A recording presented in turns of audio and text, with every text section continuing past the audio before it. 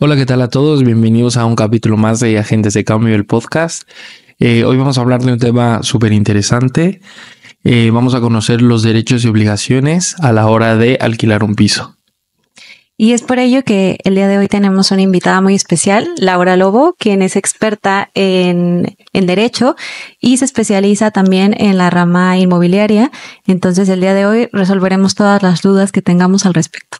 Muchas gracias, Laura, por venir con nosotros el día de hoy, por aceptar estar aquí con nosotros. Gracias por invitarme. Es un placer. A ti por venir. Pues cuéntanos un poco en qué consiste esta parte del derecho inmobiliario, o no sé si está bien especificado, o sea, el significado de... Claro, el derecho inmobiliario a veces suele abarcar también lo que es compraventa, todo lo que tiene que ver con bienes inmuebles, usufructos y demás. Yo lo centro más al alquiler. La información que suelo dar es más al alquiler porque, bueno, esta es más frecuente, es algo que al final tarde o temprano pasamos todos, o alquilamos un piso o somos nosotros caseros, pero es algo muy frecuente. Entonces, por dar información de qué es lo que se puede hacer, qué es lo que no y cuáles son los derechos y obligaciones que tienen cada uno de ellos. ¿Y varía en cuestión a cada uno de ellos? O sea, es más compleja la parte de la renta, ¿no? Del alquiler de un piso. En cuanto al derecho, Exacto. Es diferente, son cosas diferentes. O sea, los alquileres se regulan, tienen su propia ley, la ley de arrendamientos urbanos. La compraventa, por ejemplo, es más código civil, o sea, tienen regulaciones diferentes y cosas diferentes. Sí. Vale. Y por ejemplo, empezando ya y entrando a las preguntas de alquileres, ¿qué es lo que deberíamos de darnos cuenta en un inicio cuando alquilamos un piso en el contrato? Hay una serie de derechos, o sea, en mi opinión la ley protege al inquilino, se trata de proteger al inquilino porque generalmente es la parte más débil, ¿no? Hay más demanda que oferta, entonces es la parte más débil. El problema ¿cuál es? Que esos son derechos que tú tienes que hacer valer, porque es derecho privado, nadie va a venir, la policía no va a protegerte ni nadie. Tú tienes que hacer valer esos derechos, tienes que saber cuáles son y eres tú el que tiene que defenderlos, nadie va a venir a defenderte. Y hay momentos en los que la gente dice, es que a mí no me compensa defender esto o no me compensa hacer esto. Bueno, vale, pues ya lo decides tú, ¿no? Pero tienes que saber que hay ciertas cosas por las que no tienes por qué pasar, ¿sabes? Uh-huh. Como por ejemplo, el casero no puede entrar en tu casa cuando a la persona le venga bien, ¿sabes? Está limitado. O cláusulas que normalmente incluyen y que son abusivas o son nulas, son las que obligan al inquilino a todas las reparaciones, por ejemplo, de la casa. Okay. Y no es cierto. El casero tiene la obligación de hacer aquellas reparaciones necesarias para conservar la vivienda en condiciones de habitabilidad, que son aquellas que son afectar a la estructura, por si salen humedades, si no, o las ventanas, o ciertas cosas de estructura, o que se desgastan por el uso, o sea, por el uso normal. Como el otro día una mujer me preguntaba en cuanto a un termo de agua, generalmente se desgasta porque es viejo y termina cambiándose. Eso le correspondería al casero. Pero claro, ella dice, es que yo en el contrato firmé que todas las reparaciones van a mi cuenta. Claro, pero esa cláusula es nula. Pero tú tienes que hacerlo valer. Es nula. Sí, sería nula porque la ley contempla que todas aquellas cláusulas que supongan una restricción de derechos del inquilino, uh-huh. de algunos, no todos, o sea, algunos que sí que el inquilino puede renunciar, otros no. El de las reparaciones no es un derecho al que se pueda renunciar, porque si no, lo que pasaría sería que, claro, un casero obligaría al inquilino a hacer todas las reparaciones necesarias, él no tendría que invertir un duro en la casa y solamente rentabilizar. Eso tampoco es, tiene que ser un equilibrio. Ok, ¿y hay alguna, o sea, a pesar de que en mi contrato diga que lo que mencionabas, que yo soy responsable de todo lo que pueda pasar en la vivienda, por ley no se podría, o sea, yo tendría que apelar a ese... Claro, el inquilino se tiene que hacer responsable de los daños que él haga, si tú estropeas algo, obviamente sí, o pequeñas reparaciones. Rollo, se te funde una bombilla, pues no vas a llamar al inquilino, claro. O la cisterna a lo mejor no traga bien, pues bueno, pues son pequeñas reparaciones, pero cuando son reparaciones grandes y sobre todo cuando afectan una estructura o se derivan al desgaste, al uso ordinario, una lavadora que tenga 20 o 30 años se va a terminar rompiendo, claro. Pero el inquilino no tiene la obligación de cambiarla. Porque claro, uh-huh. si la cambia, yo estoy allí, yo la cambio y luego a lo mejor estoy 2 años más y me voy, pero la lavadora se queda. Claro. Eso tampoco sería justo. Otra cosa que suele ser motivo de discusión y que la ley no lo contempla son los gastos de pintura y de limpieza, por ejemplo. Okay. La ley no lo especifica, pero sí que ha sido la jurisprudencia la que ha sentado que esos son de parte del arrendador. Es el casero el que tiene que pagar los gastos de pintura y de limpieza de la casa cuando hay un cambio de inquilino, ¿no? Porque se suele establecer en los contratos que tú como inquilino tienes que devolver el piso tal y como lo recibiste. Ah, es justo. Claro, entonces si a ti el casero te lo ha dado recién pintado, tú lo tienes que devolver recién pintado. Pero eso no es así. ¿Por qué? Porque la pintura es un desgaste del tiempo. Si tú estás en una casa, claro, si tú estás 10 años en la casa, pues al final la pintura se desgasta. O si fumas, por ejemplo, pues también. O sea, pero es un desgaste normal, ordinario, que no es que hayas tenido tu mala fe ni nada.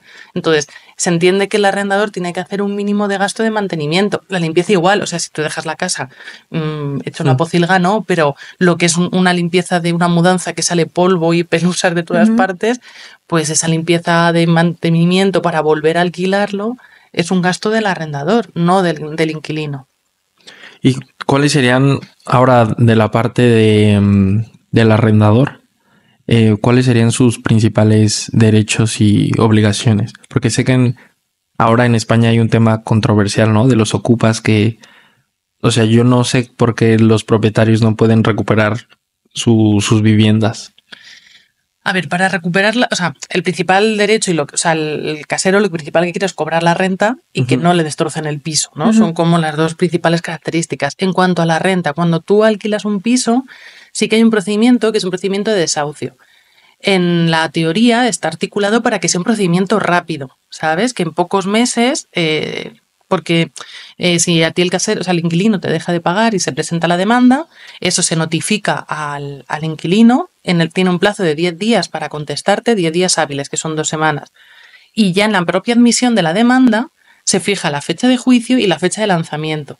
Si el inquilino no contesta, no se opone, se pasa directamente al lanzamiento, ni hay juicio ni hay nada, directamente al lanzamiento.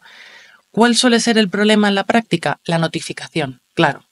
Procesalmente es necesario que se notifique al inquilino. Si el inquilino no recibe la notificación, no abre la puerta, ahí hay un problema y una lentitud a la hora de que ese procedimiento vaya más ágil. ¿Qué se recomienda ahí? Pues mira, se puede recomendar que la notificación la haga el procurador. ¿Sabes? El procurador del arrendador haga la notificación porque va a ir más rápido que el servicio de correos de un juzgado que suelen estar colapsados. Un procurador lo tienes que pagar, pero bueno, te compensa al final el tiempo porque a ti lo que te interesa es recuperar rápido la casa. Eso, o en los contratos, fijar otro domicilio de notificación. Normalmente se suele fijar la casa que está alquilada y está bien, pero yo metería otro más. Porque si a lo mejor luego el inquilino se va de ese piso, a lo mejor luego ya no tienes forma de notificarle, ¿sabes? Si te ha dejado el piso hecho un cuadro y tienes que reclamarle, pues necesitas eso. Entonces, el procedimiento en la teoría está hecho para eso, para que sea rápido. Lo que al arrendador también le interesa, sobre todo, que el inquilino sea solvente.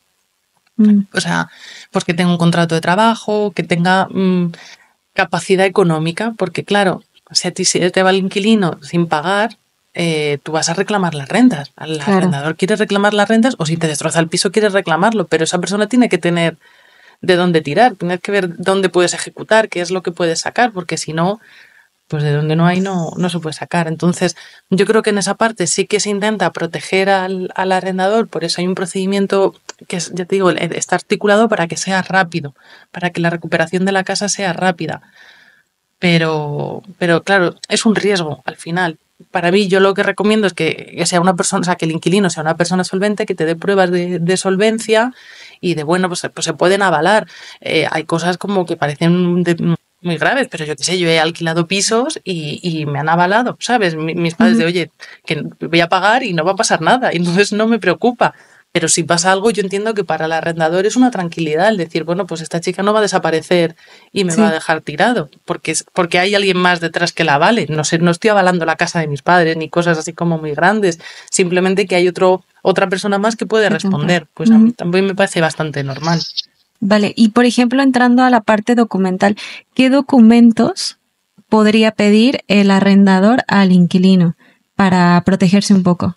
Generalmente se pide el contrato de trabajo y las nóminas, o bien si son autónomos, pues a lo mejor la declaración del IRPF del año pasado, sí, suele ser lo que se pida. Y en términos de, porque a veces que nos hemos encontrado desde que hemos llegado como estudiantes, que nos llegan a pedir más importe de fianza. De fianza. Sí. Entonces no sabemos qué importe es el correcto, cuál es el máximo, cuántos meses de fianza das, no tendríamos idea La fianza por ley en una vivienda es de 1 mes, pero Ok. se pueden pedir garantías adicionales. Entonces, te pueden pedir la fianza de 1 mes, pero luego a lo mejor de garantía, pues dame 2 o 3 meses. Eso también a veces lo suelen hacer. Pero no está regulado, o sea, es más por el Sí. tema del... Obligatorio por Ajá. ley es fianza de 1 mes. Ok. Luego las garantías extraordinarias, o sea, garantías adicionales, que pueden ser más de una mensualidad, eso es, bueno, porque el casero quiera. Ok. O el inquilino O también. sea, ahí ceda. es parte de una negociación, Sí. no es que esté fijo de, no, es que me tienes que dar 2 meses de fianza, más el mes corriente, más... No. Por ley, en vivienda Todo. es 1 mes de fianza. En uso distinto del de la vivienda, si es un local de comercio o a lo mejor son contratos de pisos de temporada, ahí sí que te pueden pedir 2 meses. Vale, Por ley pero son- depende entonces. Sí. Y cuando suelen pedirte, no sé si es legal o no, que te piden tu estado bancario, que te dicen, oye, pero compárteme tu estado bancario para ver qué tal vas. Tu movimiento de Sí, cuentas. tu movimiento de cuenta. ¿Eso es legal Ya. entregarlo o...? Claro, eso es lo que tú quieras. La ley no lo exige, no, pero claro, para mí forma parte de tu intimidad, ¿no? Claro. O sea, yo no lo había visto. Yo no sé si lo daría o no, porque al final, pero que es tus movimientos de cuenta. Sí, o sea, si te para has ver cuánto comprado- dinero tienes en la cuenta. Entonces es como, a mí se me hace muy raro, pero sí que ha pasado que, ya, pero Sí, dame ok, tu yo no. extracto de Madre cuenta. Entonces, claro, hay un mundo en el tema de alquileres porque te piden muchísimas cosas. O sea, que de hecho nos pasó hace poco que nos dimos cuenta que hace algunos años vivíamos juntos y pedimos a alguien que nos diera, que fuera como Nuestro aval. nuestro aval. Y nos pidieron muchísimos documentos, entre ellos el DNI de esta persona Sí. y un extracto, me parece, de movimientos Sí. también, algo. Y al final la persona no nos dio el piso, desapareció, nosotros pensamos que todo muy bien y hace algunos meses nos enteramos que habían hecho fraude con los documentos de la persona que nos había proporcionado para hacer como nuestro aval. Son créditos, ¿no? Sacaron crédito a su Madre. nombre. Entonces, Ya. claro, hay tanta, por decirlo, irregularidad que no Sí. sabemos, y más cuando vienes sin conocimiento y vienes de otro país, es súper difícil saber qué es lo que realmente te pueden pedir y qué no, ¿sabes? Claro.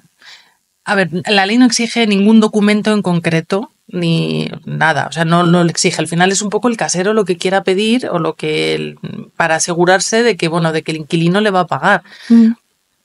Claro, a mí me parece muy difícil de regular, ¿no? Porque qué documentos o qué no tal, y toda intentona de regular alquileres suscita como mucha controversia y mucha oposición y mucho tal. A mí particularmente me parece que el tema de la vivienda es un bien de primera necesidad y que hay que protegerlo de alguna forma, ¿sabes? De, pues eso, de esos abusos, de que al final hay una demanda muy alta porque todos necesitamos una casa, es así, y además una casa, bueno, pues que a cada uno con unas características concretas. Si tienes familia o el lugar también puede ser importante, o sea, no te vale una casa cualquiera ni en un sitio cualquiera. Entonces, claro, hay mucha gente y mucho fraude también en portales de que, yo qué sé, de pisos que luego te dicen, oye, esto probablemente sea un fraude, no des información. No, y que aparte te piden adelantar cosas, que cuando escribes con ellos ves que las fotos son, que están bien, que parecen reales y te piden, oye, es que tengo 10 personas que quieren este piso, adelántame el mes en renta o el mes para apartarlo o la letra, me parece. Sí. Si es letra, se llama. Entonces, de repente das el dinero y se desaparece. O sea, Sí. que tienes que ser muy cauto con la información porque no está regulado. Sí. ¿Qué fraudes te ha tocado ver? O sea, yo he visto en pisos de alquiler, a lo mejor de la playa, ¿no? Iban una familia que iba a alquilar un chalet y llegaron hasta la puerta. O sea, les enseñaron el chalet por fuera. Ellas querían ir a verlo, pues mira, te lo voy a enseñar por fuera porque justo está alquilado, pero me tienes que ya pagar la semana entera. Y le pagaron la semana entera y claro, desapareció. Generalmente es porque lo hacen fuera de los portales, ¿no? Esto era Booking, creo, y era como, bueno, pero si me pagas por fuera de Booking, pues te sale más barato porque a mí me sale mejor por la comisión que se... Entonces ahí desaparecieron, claro, ¿no? Y es muy difícil porque no tienes nada. Al final, claro, se comete una estafa, tienes que tirar a ver de dónde... O sea, un mínimo, ¿sabes? ¿Quién es la persona o algo? ¿Y hay algún tip que podamos tener en cuenta? O sea, que digas, esto es básico pedirlo. No sé, el DNI. Para que no te... O sea, sí, para evitar una estafa, que claramente no la vamos a evitar al 100%, sí. pero sí tener en cuenta que algo es básico solicitarle al Es muy difícil porque te pediría documentación, ¿no? Pero es que yo esto también lo he visto, que te dan pasaportes o te dan DNI si son falsos, ¿sabes? Entonces luego vas a denunciar y esa persona no es con la que tú has hablado. Entonces eso es un poco, pues yo qué sé, tener un sexto sentido, ¿no? Y ver qué tal espina te está dando la situación. A mí me pasó que cuando llegué en un anuncio de Idealista, había un piso, la verdad estaba muy bien para el precio, pero bueno, uno llega y no conoce precios ni nada.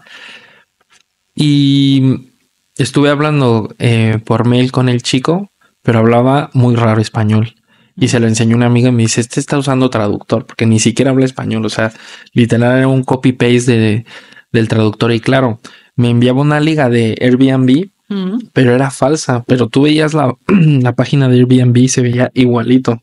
Yeah. Entonces no caí y al final después en Idealista creo que hay una opción que te dice este anuncio es fraudulento o algo así y salió que era fraudulento. Sí. Dije de la que me salvé porque pedía igual 3 meses de fianza. Entonces hay que tener mucho cuidado e investigar pues bastante de eso porque cada día inventan cada cosa para que tengas más confianza y te estafen. Sí. O sea, yo no daría dinero antes de ver el piso por dentro y de firmar un contrato incluso, porque vale, te puedo enseñar el piso y cobrarte a ti, al otro y luego desaparecer y ya está. Entonces, antes de tener un contrato, yo sé que luego en la práctica puede ser difícil porque hay veces que los pisos vuelan y dices, es que si no hago esto me quedo sin pisos.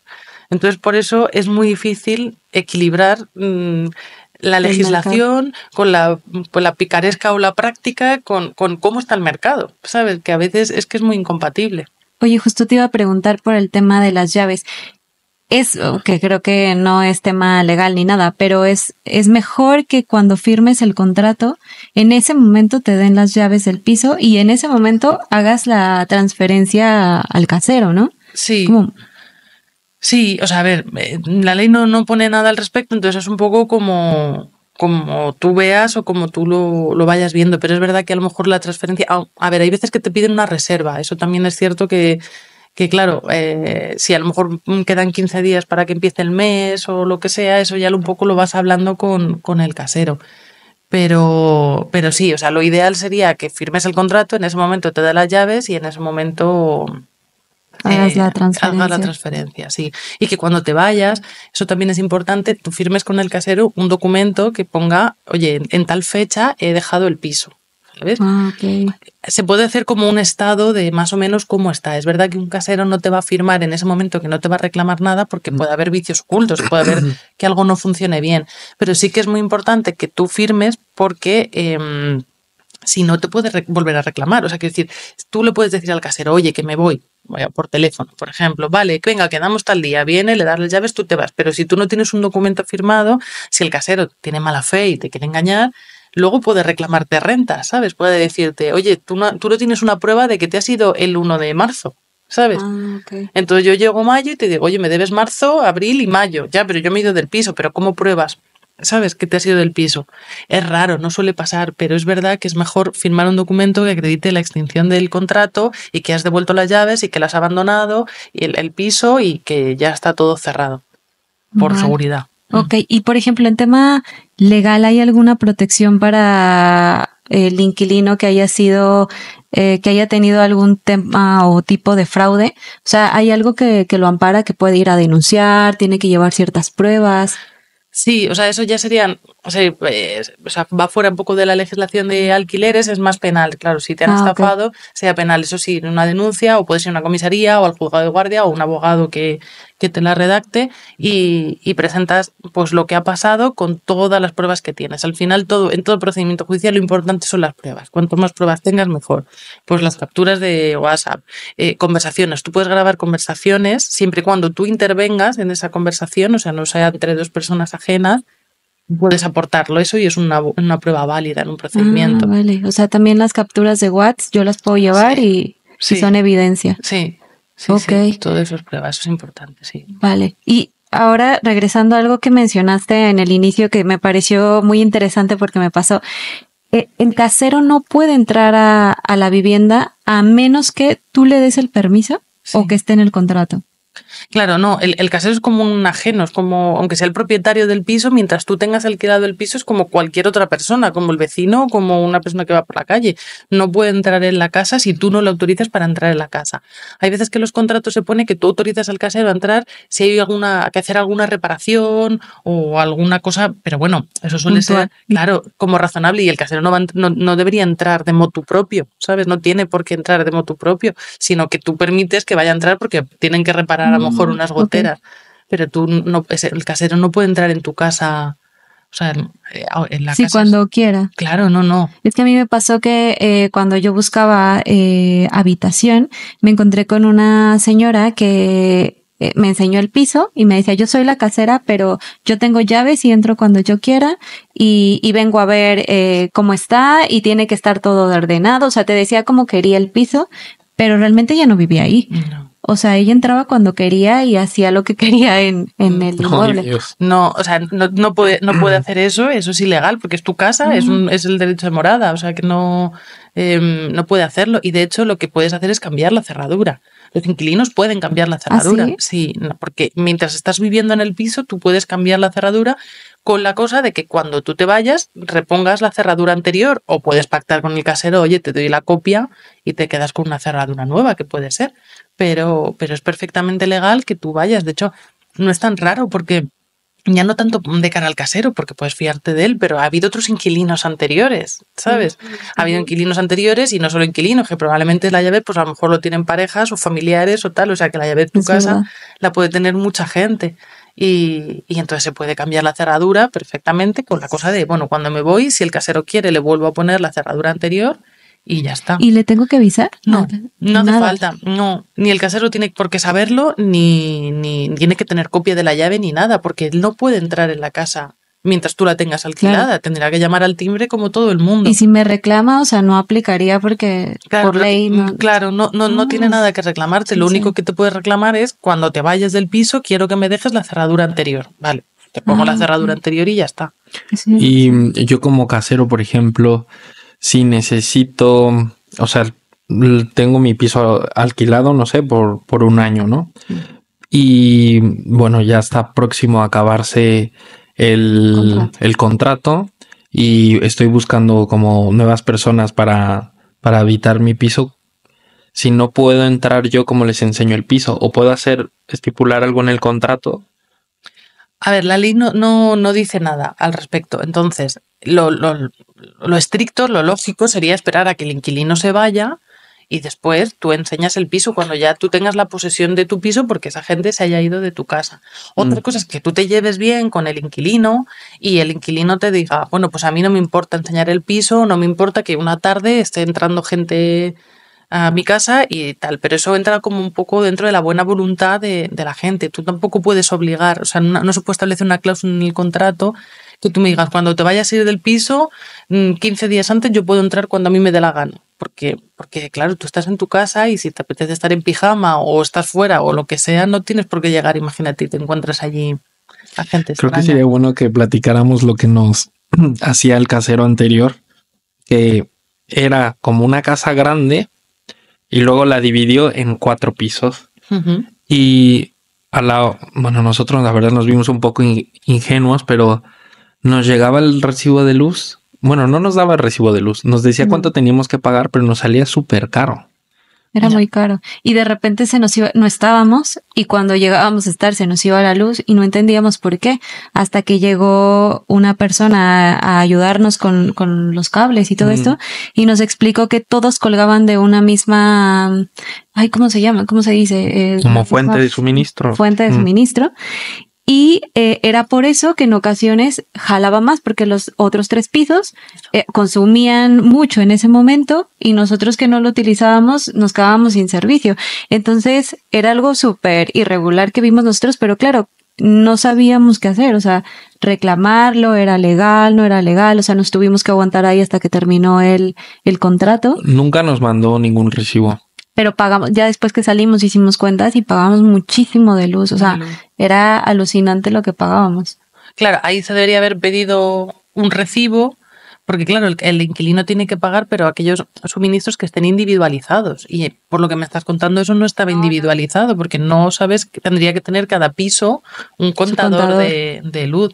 Ahí, claro, si el problema de estas cosas es que tú puedes pegarte con el casero y tal, pero si es un piso en el que tú te quieres ir por lo que sea, pues vale, pues puedes discutir y me voy y resolvemos el contrato y ya está.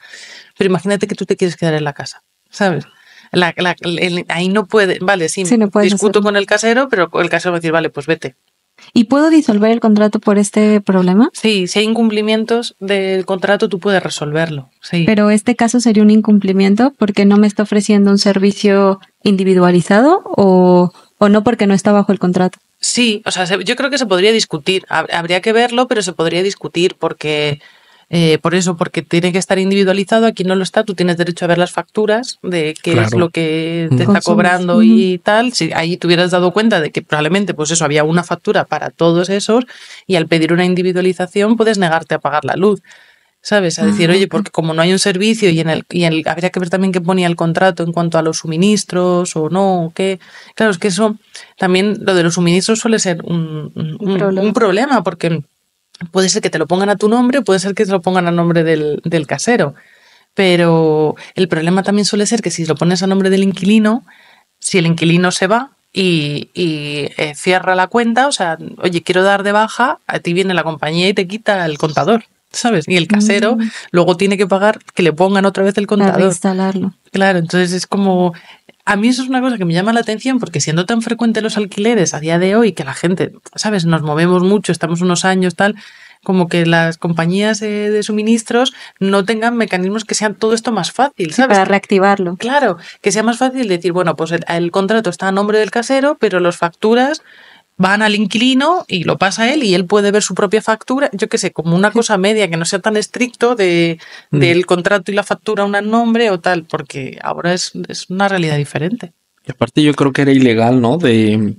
Porque era como un piso de estos grandes antiguos como de 150 metros y el casero hizo 5 pisos, éramos 5. No, 3. No, éramos 2, 4. Era 4. Y al final sí, obviamente las medidas eran muy pequeñas. Sí, muy pequeñas. Habría como que ver... si esto lo divido en 5. Claro, eso habría que ver la normativa de las comunidades autónomas, por lo menos en Madrid tiene una normativa propia de cuáles son los requisitos mínimos que tiene que tener una vivienda. Eso se ha puesto ahora muy de moda con los locales que convierten en viviendas. Los locales de negocio, pero claro, tiene que tener una altura, si no recuerdo mal, de 2 metros de alto el techo, un sistema de ventilación, de luz, unas cosas mínimas. Entonces, claro, habría que ver si todas las casas se ajustaban a esa normativa y si está luego bien hecho en el catastro, quiere decir que se ha dividido exactamente. Si por el contador de luz, que decís que había solo uno para todos los pisos, me da a mí que muy bien tampoco estaba hecho, pero claro, eso tiene que llegar a una inspección y que lo vea. Oye, ¿qué pasa cuando no están registrados en el catastro? O sea, en el registro de propiedad, ¿no? Claro, es diferente el catastro del registro de la propiedad. El catastro simplemente tiene valor para el impuesto de bienes inmuebles, para el IBI. Ahí es donde establecen los metros y tal. Claro, que es cuando lo subes y lo puedes declarar si tienes un alquiler, ¿no? Y lo puedes declarar sí. No sé si es en Hacienda o cómo se llama. No, pero yo creo que es el registro de propiedad, ¿sí? ¿No? Porque no lo encontrábamos. Cuando tú intentaste hacer la declaración, no estaba. Cuando haces la declaración, no recuerdo el término, pero cuando haces la declaración puedes meter el alquiler para desgravarlo. Pero nosotros cuando lo metimos ni siquiera lo encontramos y nos llamó como de ¿qué están haciendo? Porque no sé si le notifican o algo así. No lo sé. Yo lo que me han pedido para desgrabármelo es que la fianza esté metida en Madrid, en el EBIMA. Pero vamos, creo que todas las comunidades autónomas tienen como donde tienen que depositar la fianza. A mí por lo menos lo que me pidieron es el contrato, todas las transferencias de que he pagado todos los meses y la justificante en el IBIMA. No me pedían que estaba registrado en el registro de la propiedad. O sea, el alquiler en el registro de la propiedad no es obligatorio inscribirlo. Puedes hacerlo, pero no tiene ningún requisito. No es frecuente que se suele hacer porque es verdad que cuesta dinero. Luego, el registro es verdad que es estricto porque tiene lo que se llama el principio de tracto sucesivo. Es decir, que todo tiene que estar todo muy bien escrito, o sea, muy bien justificado un salto a otro. Entonces a veces hay muchos problemas burocráticos para luego si quiero quitar del registro el alquiler o tal. Entonces no es algo que se suele hacer, la verdad, lo de inscribirlo. Ok. Sí, entonces sería otra cosa, porque igual nosotros tratábamos de declararlo y no lo encontrábamos y sí que nos llegó a comentar algo. Sí. Es que sí, claro, varía mucho también los dueños y, bueno, los caseros, que suelen ser a veces muy complicados con lo que te restringen o que tú te basas en el contrato y sientes que esas cláusulas las tienes que cumplir 100% porque si no te pueden sacar por incumplir. Claro, por eso es importante saber eso, qué cláusulas son nulas y que no te pueden obligar a cumplirlas, ¿sabes? Al final, yo creo que entra un poco lo que es el sentido común, ¿no? O sea, el inquilino tiene derecho a estar en la casa, tiene la obligación de conservar la vivienda, pues como si fuera tuya, no vas a hacer barbaridades, tiene la obligación de pagar una renta. El casero al final es el propietario, entonces tiene que pagar pues los gastos de mantenimiento de la casa, porque al final es como todo, ¿no? Es como un negocio, como una cosa, todo tiene, un coche, lo que sea, todo tiene gastos de mantenimiento. Entonces, bueno, pues yo entiendo que hay de todo. Hay caseros que a lo mejor dicen, bueno, pues yo tengo aquí este piso, lo quiero rentar y que salga todo bien. Y hay gente que busca un poco pues apretar y sacar las vueltas o ver a ver si puedo subirte el alquiler o cómo hacerlo. No sé. Es verdad que es un poco depende de la persona y cómo te toque. Nosotros, por ejemplo, en la fianza nos descontó una mesa que tenía abajo como varias tablitas y creo que se rompió una, pero por el uso y no la cobró completa la mesa. La bañera, que bueno, o sea, se desgasta y eso, y creo que la mandó barnizar y todo y nos lo descontó. Y no me acuerdo qué más nos descontó. Y la limpieza, que creo que era algo que te quería preguntar. En Lo ocasiones limpio. todos salimos y limpiamos los pisos porque no queremos que nos vuelvan a cargar un mantenimiento de limpieza. Pero ¿por qué, o si es legal o no, por qué te vuelven a cargar la limpieza cuando ahora mencionas que es obligación del casero? Ya. Porque claro, si tú no te quejas, o sea, quiero decir, ellos lo hacen o sea, ya yo me enojé. Pero si ellos tienen tu dinero, o sea, ¿cómo? reclamándolo judicialmente. Eso se lo hice a un amigo hace poco porque es verdad que son pocas cantidades y por eso tampoco hace falta abogado ni procurador. Yo se lo hice porque es amigo y tal, pero a él no le devolvían la fianza por gastos de limpieza, por gastos de pintura y luego era porque un sofá no lo había tirado. O sea, en ese caso el sofá no era del casero, simplemente el sofá lo había dejado allí. Y no sé, bueno, y luego lo típico de suministros, ¿vale? De la factura del agua y tal, pero habían hecho una estimación del agua que tampoco era coherente con el resto de facturas que había estado durante 5 o 6 años. Y ahí lo que fue presentar una demanda. Tuvimos que presentar una demanda para reclamar eso, que los gastos de limpieza y de pintura van a cuenta del casero y que lo del sofá primero no lo habían avisado que tirara el sofá y que luego eso es un servicio gratuito que tiene el Ayuntamiento de Madrid, ¿sabes? Que tampoco... Y que entra dentro un poco de la normalidad, porque cuando fue él a reclamarle, oye, ¿por qué no me estás devolviendo la fianza por esto? Tampoco quisieron hablar, ¿sabes? Okay. Porque una negativa.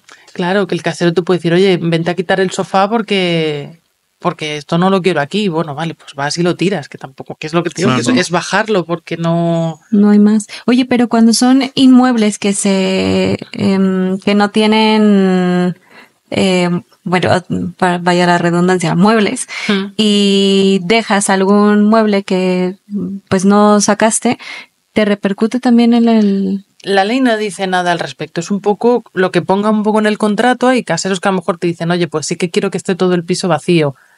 O hay caseros que no, que tú dejas muebles y que eso es que entra un poco de cómo hables con ellos y lo que ellos dicen. A lo mejor hay algunos que dicen, pues si me dejas un mueble que está bien, a lo mejor los siguientes lo quieren y lo pueden aprovechar, porque yo qué sé, es verdad que hay muebles que estás bien, que a lo mejor que te mudas de ciudad y no te puedas cargar todos los muebles, pero que no es que estén mal o tengan por qué tirarse.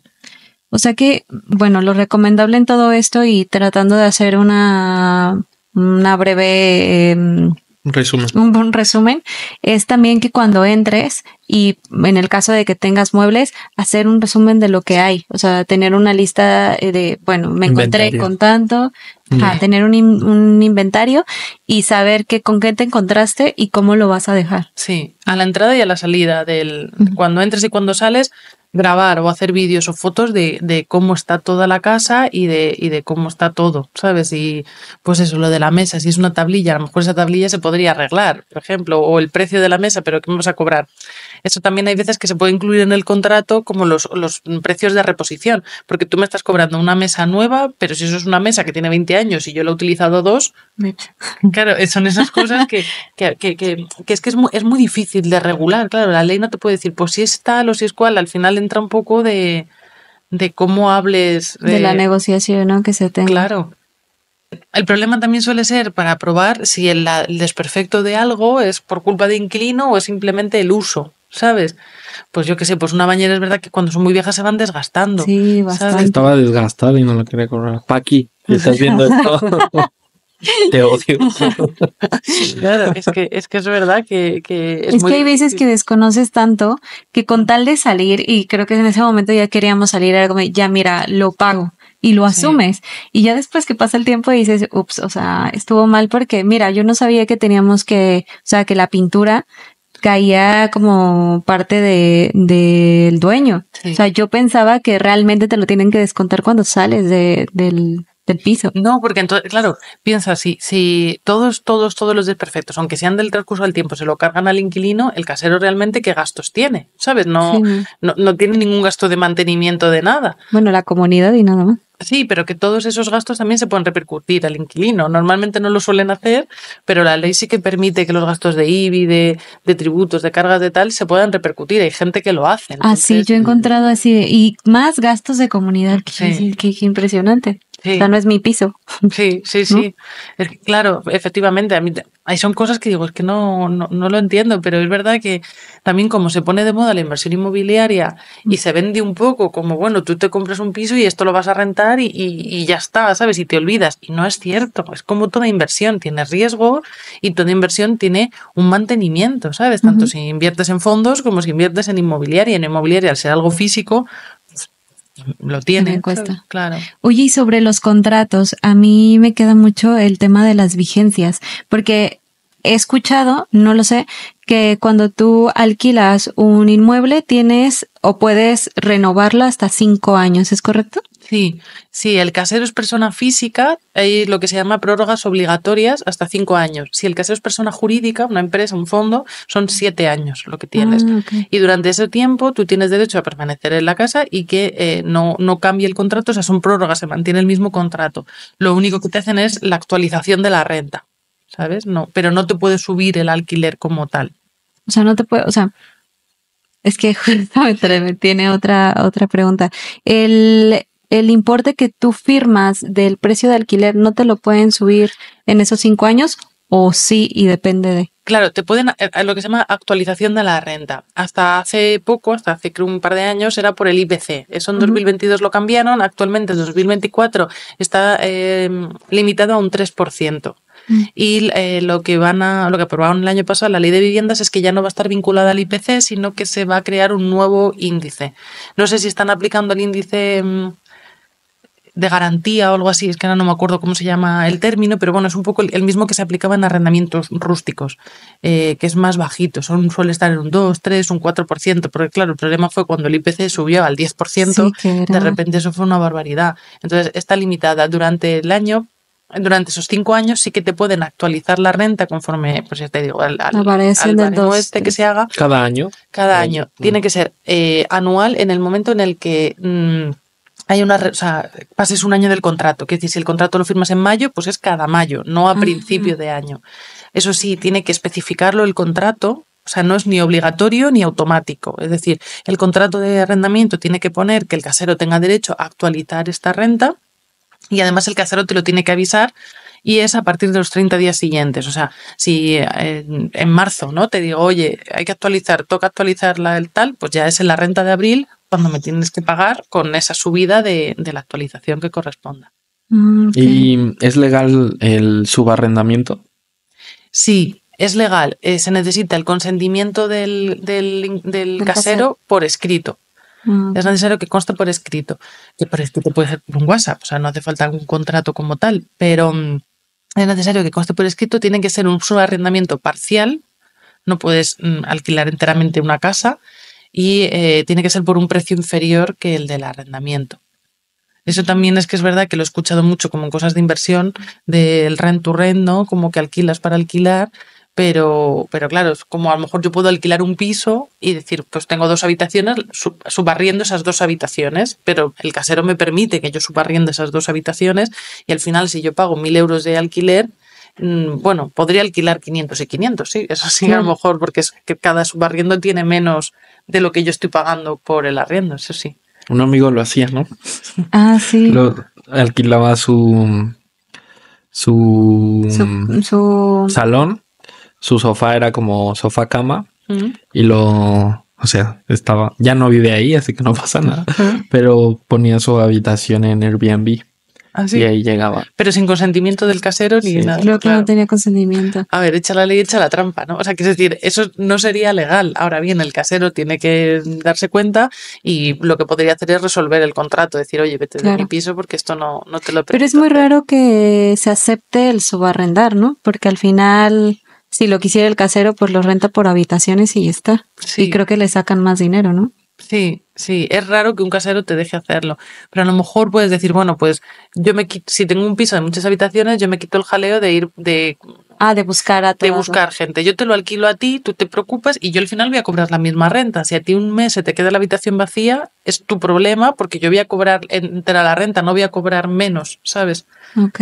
Y por ejemplo, si yo me encuentro con una persona que subarrenda, porque nos ha pasado amigos que se encuentran con gente que subarrenda, ¿cómo sé que esa persona tiene un contrato con el dueño? O sea, justo ahora lo que dices, que el dueño dice, mira, a ti tú lo subarrendas, pero ¿cómo voy a tener yo la seguridad de que...? O sea, puedes pedírselo de, oye, me enseñas, ¿no? Lo que tengas, puede ser, pues ya te digo, un mail, un WhatsApp, no hace falta que sea un escrito como tal, pero que conste un poco por escrito que el casero te ha permitido eso. Probablemente no te lo dé o aunque lo tenga por desconfianza, lo que sea, entonces pues jugártelo un poco. Eso sí, si el casero se llega a enterar, tú como subarrendador tampoco vas a tener más responsabilidad, te van a echar del piso, obviamente, igual que al arrendatario, porque eso sí, en el momento en el que el subarriendo finaliza al mismo tiempo que el arrendamiento, ¿sabes? O sea, el plazo de 2 años, de 5 años y tal, si el casero quiere echar al arrendatario, si tú estás subarrendado, se finaliza igual, te vas con él. ¿Y yo puedo pedir un contrato a esa persona que subarrenda? Sí. Puedes pedir un contrato de subarriendo, sí. Pero también está en la parte en la que puede ser que no me lo den. O sea, que yo entre al contrato de ella, o de la persona, pero que yo no tenga ninguna... A ver, sí, claro, si es ilegal, quiero decir, si estás subarrendando sin consentimiento del casero, no te va a firmar contrato ni nada de nada. Si a lo mejor lo está haciendo las cosas bien, pues quiera firmar un contrato de subarrendamiento para, yo qué sé, para descargar responsabilidades en cosas o yo qué sé, para también tener tus datos si pasa algo en la casa, que me parecería razonable, ¿sabes? Pero claramente no voy a tener yo el contacto con el casero, va a ser esta persona que sea la intermediaria. Sí. Y yo como arrendador puedo hacer, como arrendatario, puedo hacer modificaciones en el piso. A ver, lo que la ley prohíbe es que no se pueden hacer, el arrendatario no puede hacer obras que supongan una disminución, de que cambien la configuración de la casa o que suponga una disminución de la seguridad o la estabilidad. Pues cosas, como algo muy lógico, ¿no? Que no puedes tirar un muro de carga. El resto de reparaciones o de obras se dice que la ley no lo prohíbe taxativamente, pero sí que el casero puede obligarte a reponer las cosas en el estado anterior cuando abandones la casa, ¿sabes? Si no cuentas con su consentimiento. Si cuentas con su consentimiento, pues no tendría mucho sentido, ¿sabes? Pero, o sea, que por poder puedes hacerlo, pero si el casero no le gusta o luego tienes tal, como tengas que reponerlo, vas a tener que pagar tú la obra, ¿sabes? Si tú cambias los muebles de la cocina porque quieres, porque a ti te gustan, por ejemplo, y el casero luego lo ve y no le parece bien, tienes que poner los muebles anteriores. Entonces, eso va a ser un problema. Entonces, es verdad que siempre es mejor preguntar. Sí. Oye, y cuando, por ejemplo, hay una reparación necesaria en el inmueble y que sí o sí tienen que abrir o algo tienen que hacer en el piso, ¿tú te tienes que salir del inmueble? Sí, si son reparaciones obligatorias que no pueden diferirse, o sea, no pueden esperarse a que se termine el arrendamiento, el inquilino tiene la obligación de soportarlo. Sí es verdad que si esas reparaciones creo que son 20 días, duran más de 20 días y te privan de parte del uso de la casa, sí que puedes pedir una disminución de la renta en proporción. ¿Sabes? En proporción de los días que saliste. Claro, de los días que saliste o que no has utilizado la casa. Vale, pero más de 20 días. Sí. O sea, si son 15 días, te tienes que ir a buscar a otro lado, pero no te lo van a reponer. Eso es, sí. Ah, yo no sabía. Qué es que justo fuerte. a una compañera le pasó y me decía que le pedían que se saliera un mes, pero ella no sabía qué hacer, si decirle al casero que pues ese mes que iba a estar fuera pues no se lo cobrara, Claro. o cómo negociar con él, porque realmente es que no hay mucha información al respecto. Sí, hombre, a ver, yo entiendo que mínimo si vas a estar un mes fuera, el casero no te cobre por una reparación del piso que tal. Yo entiendo que el casero no te va a cobrar, o no debería hacerlo. Luego, claro, es que ese es el problema, que depende de cada uno. Sí. ¿Con cuánta anticipación tienes que avisar al casero que te vas a ir? Son 30 días. Es verdad que a veces en los contratos te piden más, te piden 2 meses. Yo creo que con 30 días es suficiente, porque es que luego 2 meses en la práctica es un problema, porque si tú quieres buscar otro piso, nadie te lo va a reservar. Entonces, te puedes encontrar el problema de decir, me quedo sin casa, ¿no? Porque claro, si yo ya se lo he dicho al casero, pero en 2 meses no tal, o voy al final apurado, o, ¿sabes? Es una situación un poco complicada. Con 30 días yo creo que es suficiente. No sé. Sí, que debería de ser lo suficiente, aunque en la práctica hay veces que sí tardas más en lo que buscas, en lo que se salen del otro piso, o sea, que te lleva un poco más, pero a lo mejor sí 30 días, más lo que posible que te extiendas, y que también es la comunicación con el casero, ¿no? Claro, sí. Que te puede ayudar a que te quedes un poco más, o a que le avises con anticipación y él también tenga en cuenta que 30 días antes tú vas a empezar a buscar. Sí. Sí, a veces cosas que hemos hecho cuando ponían en contrato 2 meses es ofrecerle al casero, es decir, bueno, te aviso con menos tiempo, con 30 días, pero a cambio sí que te dejo eso, que al que entres al piso a enseñarlo, ¿no? O sea, al final es un poco ver qué es lo que interesa. Al casero le interesa tener más tiempo para enseñar el piso y alquilarlo más rápido, porque eso es lo que quiere, alquilarlo más rápido. Pues bueno, si lo hacemos todo en un mes, pero yo permito que tú entres y que en el momento en el que yo me vaya, al día siguiente ya pueda entrar alguien, o bueno, a los 2 días, porque tengas que pintar y limpiar el piso, pues ya está, pues mejor para todos, porque es que, o sea, tal y como está por lo menos en Madrid, o sea, no es posible que yo diga, me voy dentro de 2 meses, veo mañana un piso y me lo van a ya reservar 2 meses. Porque mínimo van a hacer que pague el alquiler de 2 pisos a la vez. O sea, que no es... ¿Y qué protección tiene el arrendador si el arrendatario se va antes de tiempo? O sea, la fianza, ¿no? Me imagino. Claro, si se va antes de tiempo tienes la fianza. Una cosa que no se puede hacer, pero que hay inquilinos de mala fe que lo hacen, es que, claro, el último mes no te lo pago. Te lo quedas tú de la fianza. Ah, sí, lo he escuchado. Eso también lo he visto. Claro, hay... Claro, es verdad no lo había pensado. Y hay como arrendador que tiene, pues demandarle por luego ¿sabes? Reclamarle ese mes y luego ver a ver qué gastos, porque claro, el problema de que te tiren del último mes es que luego los gastos de suministro de que se queden a medias o luego los daños, si puede haber algún daño. Entonces, pero volvemos a la de antes, que necesitas que el inquilino sea solvente. Si yo sé que tú eres solvente y me haces eso, te voy a demandar y te van a embargar la parte de la nómina o lo que tengas o lo que sea.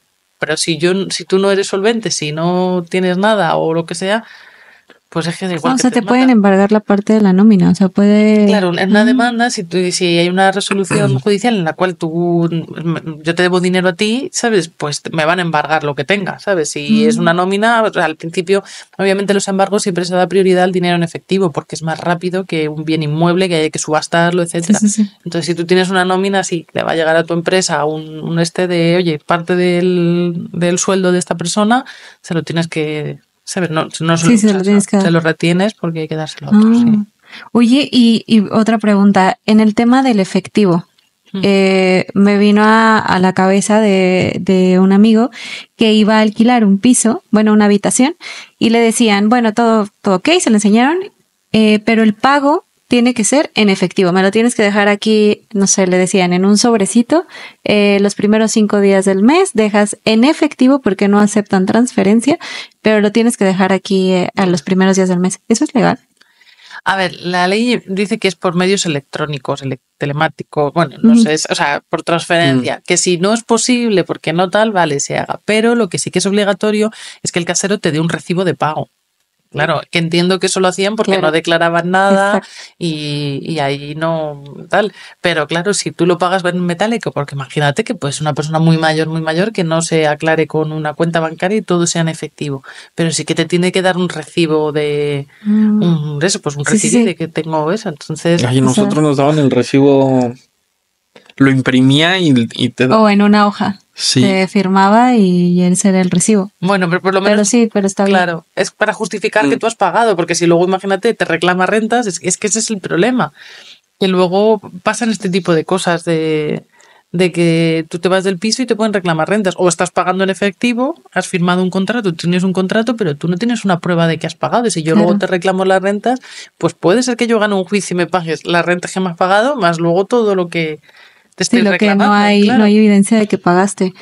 Es que eso es muy común a veces en la gente que viene a estudiar, que alquila un piso y se aprovechan y es como, dame efectivo, me lo dejas aquí tantos días, pero claro, no hay un recibo y no me había puesto a pensar que es súper importante porque te pueden demandar para que pagues desde el día 1 que entraste hasta el día de la salida. Sí. O sea, no es lo habitual porque la gente no, quiero creer que no es así, pero como alguien tenga mala fe, pues lo puede hacer y a ver cómo lo pruebas. Al final, piensa que todo, en términos jurídicos, se extiende a todo. Todo lo que hagas o digas, que puedas probarlo.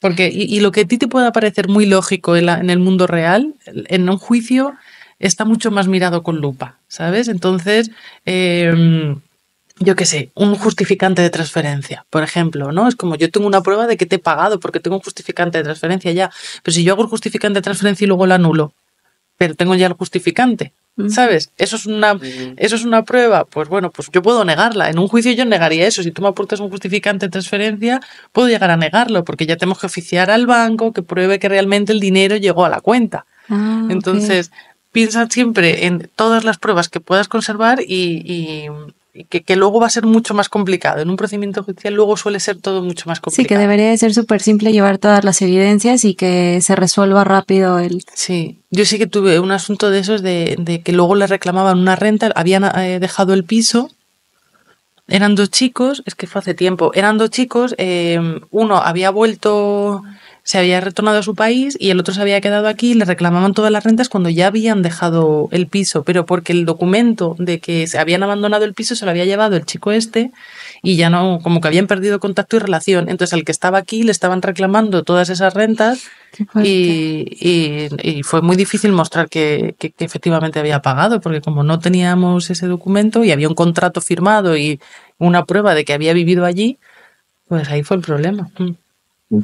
Y si yo como propietario, o sea, estoy alquilando mi piso y de repente, no sé, lo quiero vender o lo necesita mi hijo, ¿qué tengo que hacer? Vale, es diferente. O sea, por ejemplo, si lo quieres vender, lo puedes vender tranquilamente. Lo único que si el inquilino lleva allí menos de 5 años o 7, si es una persona jurídica, pero bueno, vamos a decir que es una persona física, lleva 5 años, el inquilino tiene derecho a quedarse hasta cumplir ese tiempo. ¿Sabes? Ah, sí, o sea, no me pueden sacar. No te pueden sacar. A ver, eso a veces se ve como un hand, ¿no? Porque yo hice un vídeo hablando de esto y me decían, es que entonces el piso pierde valor. Bueno, depende, porque si que lo compras un inversor, ¿sabes? Si yo compro un piso porque quiero invertir y está alquilado y hay un inquilino que está pagando su renta y que esta es una renta de mercado y tal, pues a lo mejor a mí me interesa más porque estoy recuperando mi inversión desde el minuto 1. No tengo que hacer una reparación en la casa y alquilarlo. Entonces puede ser que eso sea interesante en ciertos supuestos. Pero no, tú como inquilino pues tienes derecho, si el casero anterior es persona física, 5 años y si no 7, a durar ese tiempo. Luego es verdad que el nuevo propietario puede decirte que dejes la casa. Y en el caso de que tú lo necesites, eso sí que lo contempla la ley. En el caso de que, tiene que haber pasado un año. El casero tiene que ser una persona física, obviamente, y tiene que haber pasado un año. Si ha pasado un año del arrendamiento, del contrato, y el inquilino, o sea, el propietario, lo requiere para él mismo o para sus hijos o bien para su pareja, porque en supuestos de divorcio o separación, ahí sí que puede pedirle al inquilino que abandone el inmueble. Y ahí el inquilino no tiene derecho a permanecer durante esos 5 años que hablábamos. Pero es verdad que eso tiene que decir con 2 meses de antelación y lo tiene que especificar en el contrato. Esto es una modificación que hubo en la ley. Antes era como, se llama como recuperar la vivienda por motivos de necesidad, ¿no? Antes se les reconocía a todos los caseros. A partir, creo que es de marzo de 2019, es necesario que se especifique en el contrato de arrendamiento que el casero tiene este derecho a recuperar el inmueble. ¿Qué pasa si lo utiliza de forma fraudulenta? Es decir, vale, pues yo como casero te digo, oiga, que es que lo necesito para mi hijo, tú te vas del piso y luego lo alquilo a otros, por lo que sea. Sí. Si tú como inquilino descubres que en el plazo de 3 meses no se ha ocupado el piso, efectivamente por él mismo o por sus hijos o por su pareja en caso, tú tienes derecho a demandarle. Y a demandarle ¿para qué? Te vuelva o bien a recuperar el piso, a decir, oye, yo quiero recuperar el piso en el que estaba con el mismo contrato y las mismas condiciones y que además me pagues una indemnización por el desalojo, lo que a mí me ha costado la mudanza y todo eso, o bien lo que puedes pedir es una indemnización por los gastos que o sea, por el daño que te ha producido el tener que abandonar el inmueble. Está tasado en la ley, no recuerdo más, como una mensualidad por cada año que te hará de cumplir hasta los 5 o algo así. Ok. Sí. Eso sí es importante, porque creo que también en mi contrato venía una cláusula de que si lo iban a vender, yo no entraba como prioridad para optar por la venta del piso, que eso no sé muy bien a qué se refiere. Esos son los derechos de adquisición preferente. La ley lo regula, pero sí que es cierto que se puede renunciar. De hecho, casi todos los contratos de arrendamiento, el inquilino renunciamos a ese derecho de adquisición preferente. ¿Qué es eso? Cuando son dos derechos de tanteo y retracto, que es que si el casero quiere vender el inmueble, la ley dice que tiene que comunicárselo al inquilino para que el inquilino lo pueda adquirir con carácter prioritario, es decir, sea la primera persona que pueda comprar la casa. Lo cual tiene sentido, si ya está viviendo allí, ¿no? Más cariño que nadie va a tener esa persona. Entonces, el tanteo es que se lo dicen, o sea, oye, y tienes un plazo de 30 días para decir, pues sí, me quedo. O el retracto es, si no te lo han dicho y lo han vendido, tú puedes decir, oye, no, que yo lo quiero para mí, ¿sabes? O sea, ¿cómo lo recuperas? Si no te lo han dicho, o bien si a ti a lo mejor te lo vendían por un precio y luego a otros lo han vendido a la mitad de precio. Y puedes decir, oye, yo es que ese precio sí que quiero, son los derechos de adquisición preferente. Pero yo te digo que eso sí que la ley permite, son de esos derechos que permite que el inquilino lo renuncie y que casi siempre lo ponen para que se renuncie. O sea, que casi nadie tenemos ese derecho. Claro, es que se me hacía muy raro porque no sabía de esa cláusula y me decía el dueño, es que a ti tienes que renunciar, y casi fue como estricto para que firmara el contrato. Entonces lo firmé, pero dije, bueno, suponía que era un poco a eso, que tenía la prioridad para que se me vendiera a mí en caso de que lo quisiera vender, y si no, pues no aplicaba. Sí. Ok. Sí, es eso. Pero como es totalmente renunciable, ya te digo, yo creo que todo el mundo hemos firmado eso porque te obligan a hacerlo normal, y es que, claro, al final la posición del inquilino suele ser menos ventajosa que la que tiene el casero. Por lo menos en Madrid, como está el alquiler, no sé en otras zonas, pero aquí... Sí, lo renuncias o te quedas sin el piso. Sí. Oye, y una pregunta de la cuestión del ruido. ¿Qué horarios son los que realmente se aplican para hacer ruido y qué días? Porque hay veces que, no sé, te llegas a encontrar con el casero que te dice, oye, hiciste ruido, no sé, un jueves a las 10 de la mañana y está prohibido. O sea, ¿qué horarios son los que permite la ley y que regula? Eso es que es normativa de las comunidades autónomas, no lo regula la ley de alquileres como tal. Entonces, en eso no sé decirte muy bien. Creo que es hasta las 12 de la noche hay una tal, y luego a partir de las 12 de la noche tienes que hacer menos ruido. Pero eso no sé exactamente. Pero eso es de la comunidad, sí. Entonces no es como que venga en un contrato y por ley dice que aplica. Tienes que acomodarte a lo que ponga la comunidad autónoma que sea que lo regula. Sí. Vale. Entonces no puedes demandar, ¿no? Sí, al vecino por hacer mucho ruido. Sí, o sea, sí que puedes hacerlo. Eso yo solo he visto en vecinos que demandaron una discoteca que tenían debajo y porque tenían mucho ruido, tenían muchos problemas, pero eso fue por lo penal. Ahora no me acuerdo porque fue en un despacho en el que trabajé hace tiempo y no me acuerdo cómo se quedó, pero que sí se puede, solamente que no lo regula la ley, sino la comunidad. Sí. Ok. Sí. Vale. Y ahora otra consulta sobre los animales, que hoy día está como muy de moda tener un animal en casa.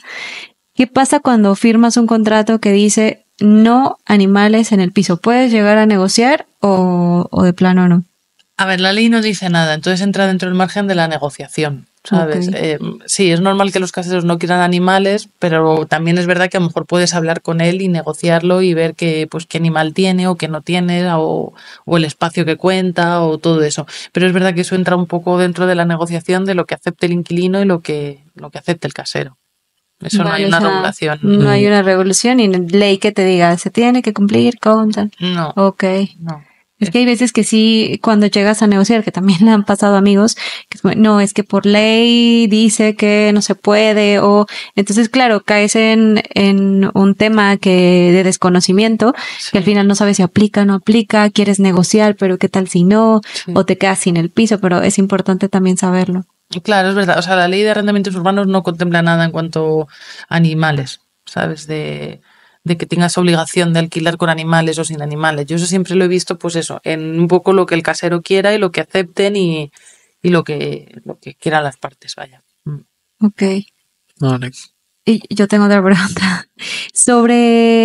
Hoy día es muy común alquilar viviendas y más para estudiantes de 8 a 10 personas. ¿Eso está regulado?